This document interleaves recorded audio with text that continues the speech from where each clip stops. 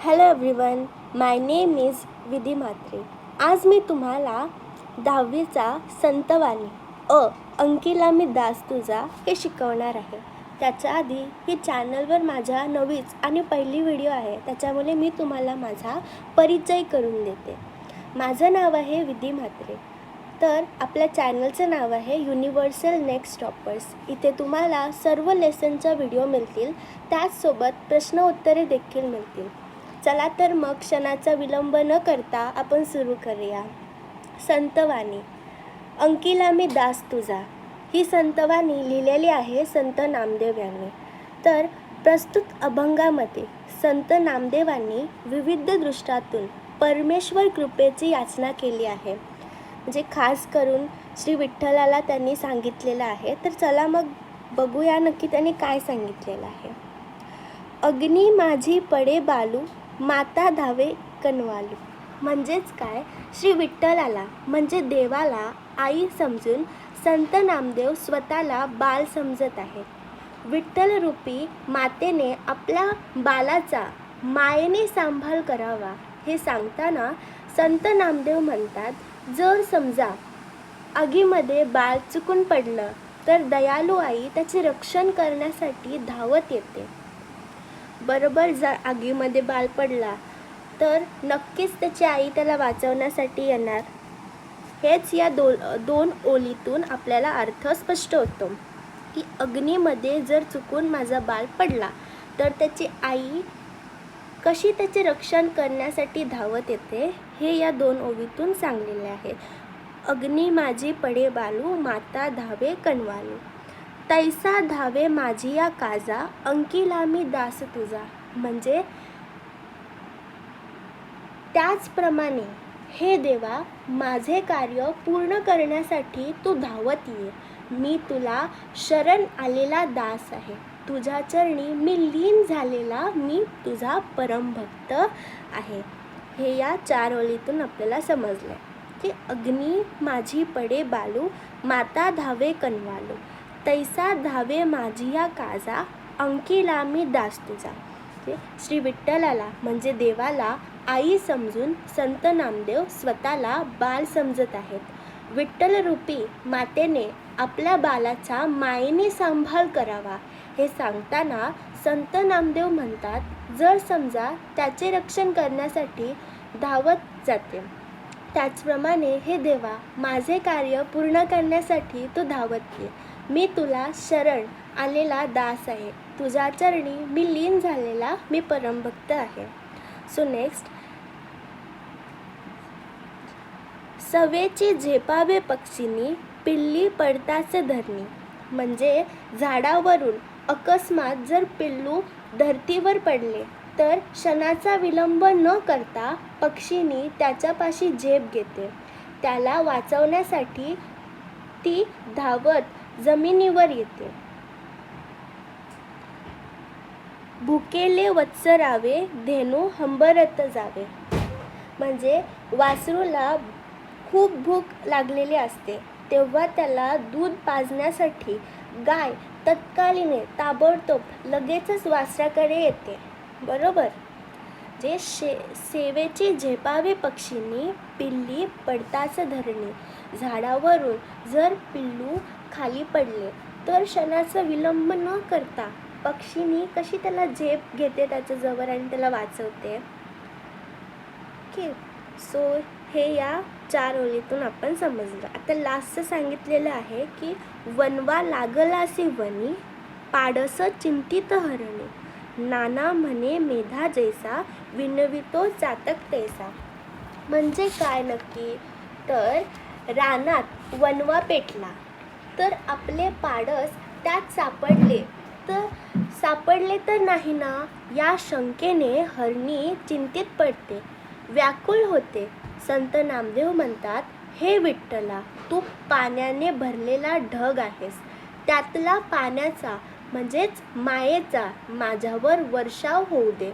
मी पावसाच्या पाण्याविना जगू शकणाऱ्या चातकासारखा आहे. माझे जीवन तू सांभाळ अशी मी विनवणी करीत आहे.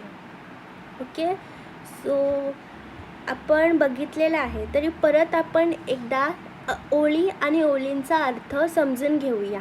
तुम्ही जर पेन आणि वही घेऊन जर एक साईडला लिहत असाल तर अगदी योग्य आणि तुम्हाला पटकन पण समजेल.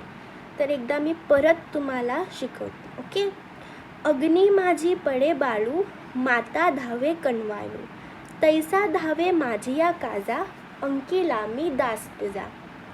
श्री विठ्ठलाला म्हणजेच देवाला आई समजून संत नामदेव स्वतःला बाळ समजत आहेत. विठ्ठलरूपी मातेने आपल्या बाळाचा मायेने सांभाळ करावा हे सांगताना संत नामदेव म्हणतात, जर समजा आगीमध्ये बाळ चुकून पडला तर दयाळू आई त्याचे रक्षण करण्यासाठी धावत जाते. त्याचप्रमाणे हे देवा, माझे कार्य पूर्ण करण्यासाठी तू धावत ये. मी तुला शरण आलेला दास आहे. तुझ्या चरणी मी लीन झालेला परमभक्त आहे. ओके. हे आपल्याला 4 ओळीतून समजतात. आता नेक्स्ट काय आहे? सेवेची झेपावे पक्षिणी, पिल्ली पडताच धरणी, भुकेलेले वत्सरावे, धेनू हंबरत जावे. म्हणजे झाडावरून अकस्मात जर पिल्लू धरतीवर पडले तर क्षणाचा विलंब न करता पक्षिणी त्याच्यापाशी झेप घेते. त्याला वाचवण्यासाठी ती जमिनीवर येते. वासरू खूप भुकेलेले असते तेव्हा त्याला दूध पाजण्यासाठी गाय तत्काळ हंबरत वासराकडे धावते. बरोबर ना? सर बघूया लास्टच्या ज्या 4 ओळी आहेत त्या.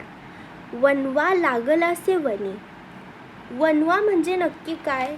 तर वनवा म्हणजे जेव्हा रानात वनवा पेटतो, जेव्हा आग लागते तेव्हा ती हरिण अशी म्हणते की माझं जर पिल्लू त्याच्यामध्ये पडला तर नाही ना.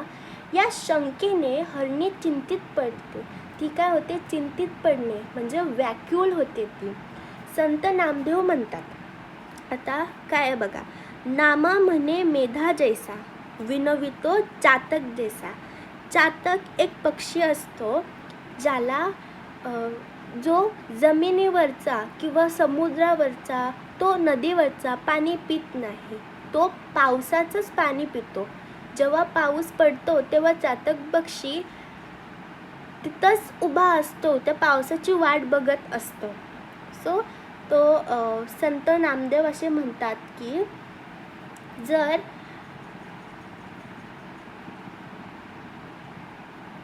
हे विठ्ठला, तू पाण्याने भरलेला ढग आहेस, त्यातल्या पाण्याचा म्हणजे मायेचा माझ्यावर वर्षाव होऊ दे.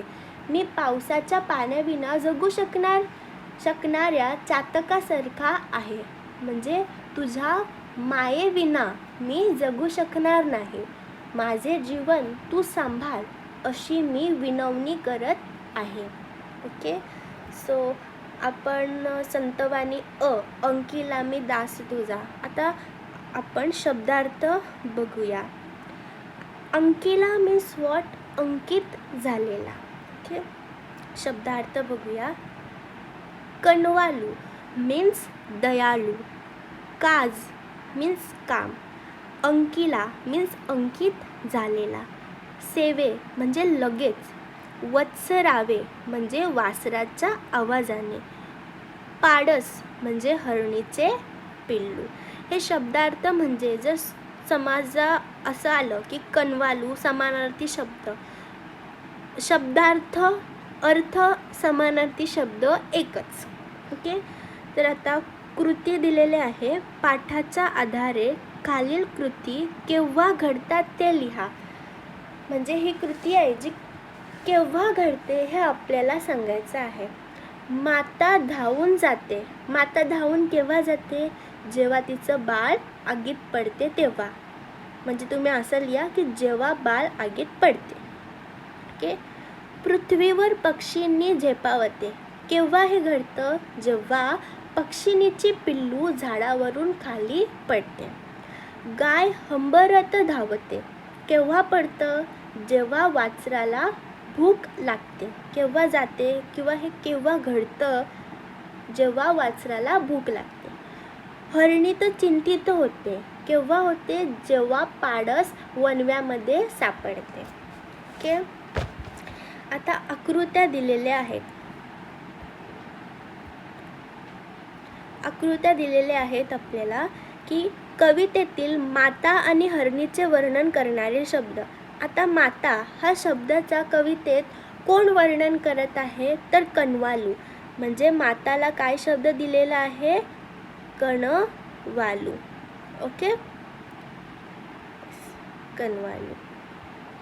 नेक्स्ट आहे की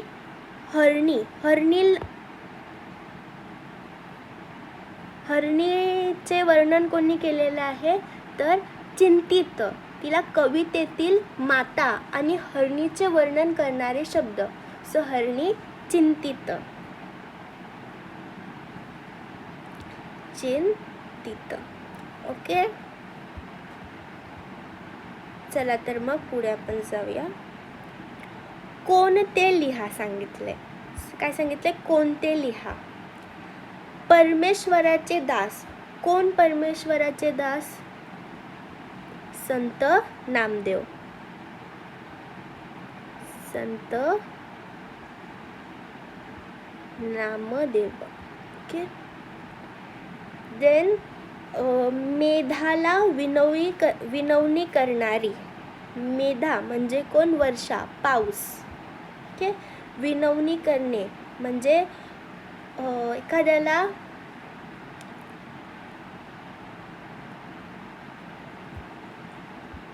विनवणी करणे म्हणजे एखाद्याकडून काहीतरी मागणे,